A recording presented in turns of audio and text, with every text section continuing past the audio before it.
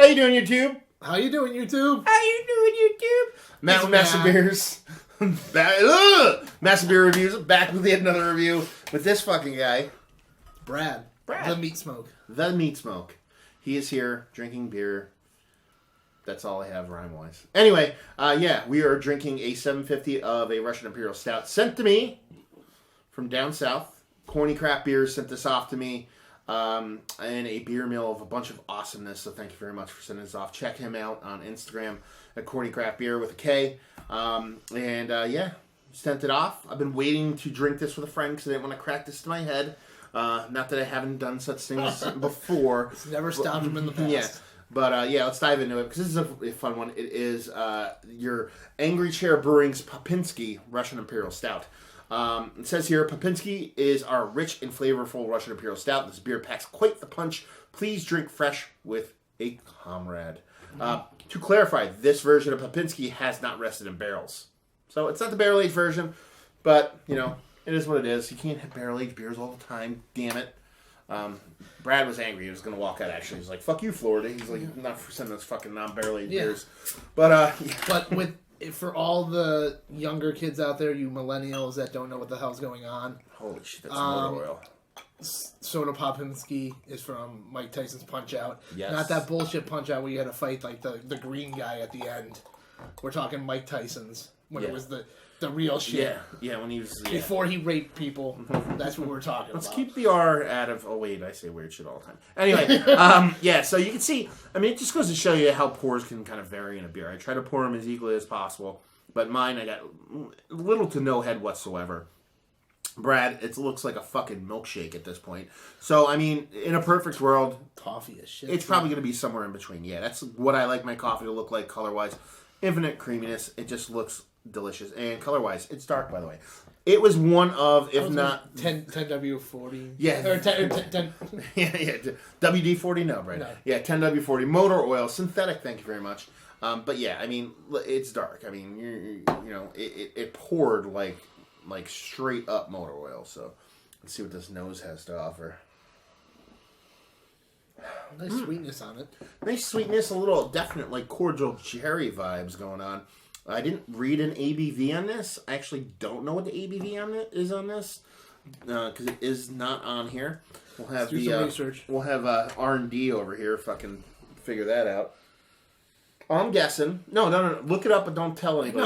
No, I want you to guess. I'm gonna taste it first. Yeah. But don't show me what it is. But yeah, very small nose. Sweet, cordial cherry vibes, like candy cherries. A very, very subtle, espresso-y kind of roast going on there. But that's pretty much it, really. I'm not getting a ton out of the nose. It smells nice. It smells smooth. It smells very gentle. I thought it was going to be a little bit more abrasive. I don't know. Based off of the label itself, I don't know. But what do you think? I got the number. Go ahead. I want testing you. Oh, he's testing me now. Okay. So it's you get nice roast on it. What you're going to expect on a Russian Imperial. What's throwing me off a little bit is there's definitely a sweetness on the nose that you usually don't get in Russian Imperials. Yeah, but I dig it. So let's dive in, see what she's got. Cheers.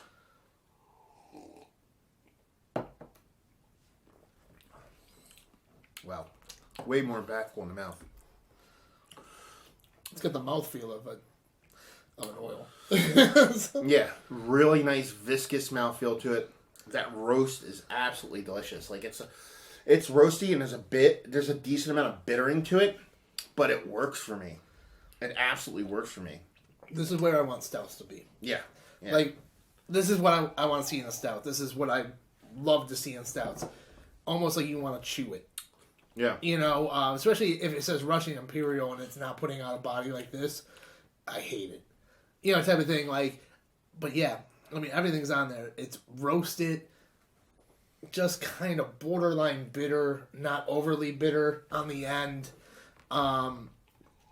But creamy mouthfeel and just a little bit of sweetness, from your malts and stuff like that.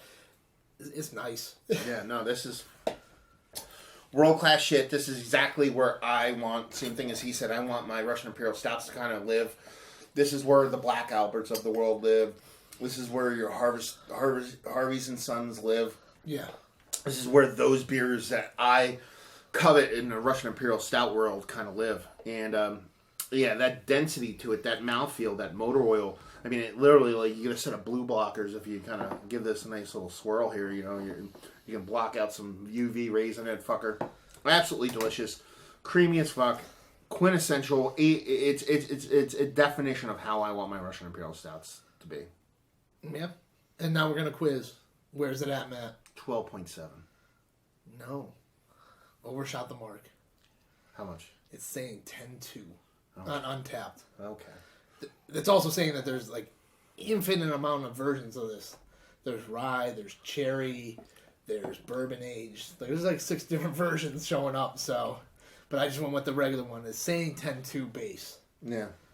Maybe. Which I mean, it's in that it's in that ballpark, that 10 to 12. Yeah. You know, that heartburn's throwing me off. You know, I'm like, I got that heartburn going on. That's, it's lighting me up inside. It's giving me it's throwing that straight hot fire inside me. So I figured it'd be a little bit hotter. But it's not that boozy though. I mean, you definitely can get Russian Imperial Stouts that are just like hot. Yeah, and you that's the drink thing. It, like this is mellow. It's a nice drinkable 10.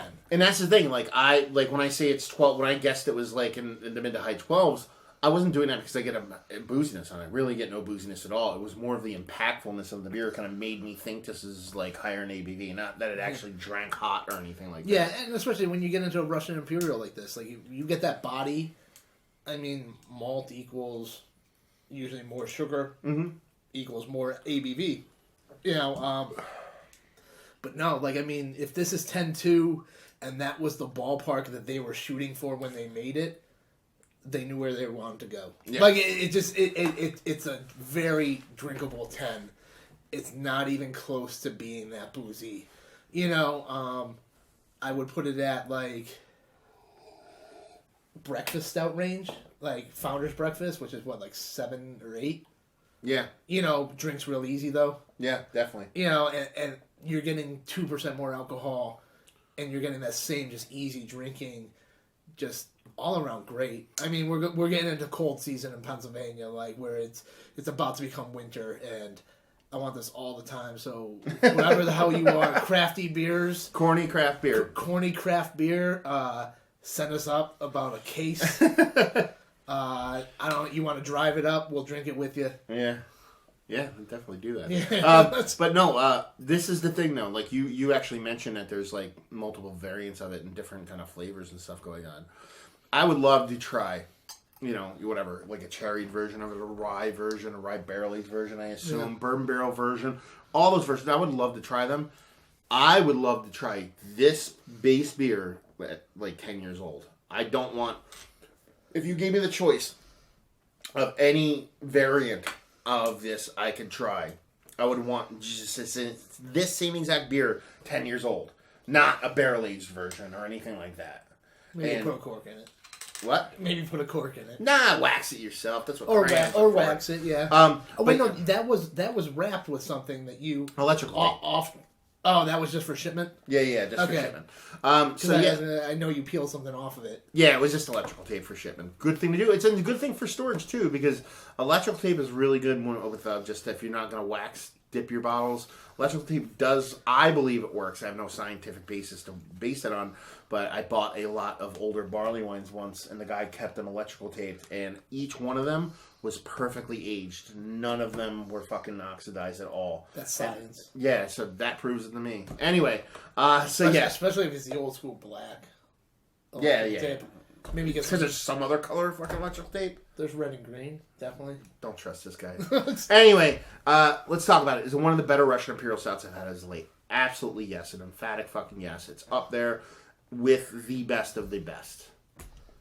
Yeah, I'm not even going to lie. It's up there with your Black Albert. It's up there with Courage Russian Imperial, the original. Harvey's and Son, double export, man. Yeah, that might be the king right there, for me. Right there. That's a fucking sleeper. Yeah. If you guys don't know what you're doing, if you don't know Stout game, the double export Harvey's and Son is like fucking sleeper. It's straight hot fire. It is. And I don't even think it's that expensive when you actually can fucking find it. Yeah. Yeah, I'm going to have to go buy some next time I'm in Buffalo area. Anyway, value and availability. No idea if heartburn. If anybody out there knows, according to Craft Beers, if you want to chime in down there, tell people how much it is. But it was given to me, like I said, so I have no idea how much it costs. And just leave it with this. If you like what we like this. If you like good beer. If you like good beer. Yeah. If you like Russian Imperial Stouts the way they're supposed to be done, not the way some people make them. If you like old 80s Nintendo games, if you like watch me have heartburn while reviewing a beer, if you're just chasing hops, stay the fuck away from it. Yeah. Leave more from me. Yeah. Leave this shit to the experts. He just called himself an expert. I don't even call myself an expert. Anyway, it's just a great beer. Absolutely great. Perfect in the style. Exactly what I want from my Russian Imperial Stouts. And yeah, I cannot wait to pick one of these up and age it for 10 years. Because that's not going to happen because I won't be able to help myself. But I'll try. Anyway, there you go. You can hide it. Give it to somebody to hide. Give it to him to hide? Hit it in my belly. So yeah. 10 years later. Hopefully you guys enjoyed the review as much as we did. If you have any comments, whatever, all that stuff down there. Facebook, Twitter, Instagram on tap for me. Massive Beers and all those places. Check me out if you want to. This guy? Instagram, MeatSmoke451. The 451, son. And hopefully you guys enjoyed the review. Hopefully enjoying a beer as good as this one. Hopefully see you next time. Cheers.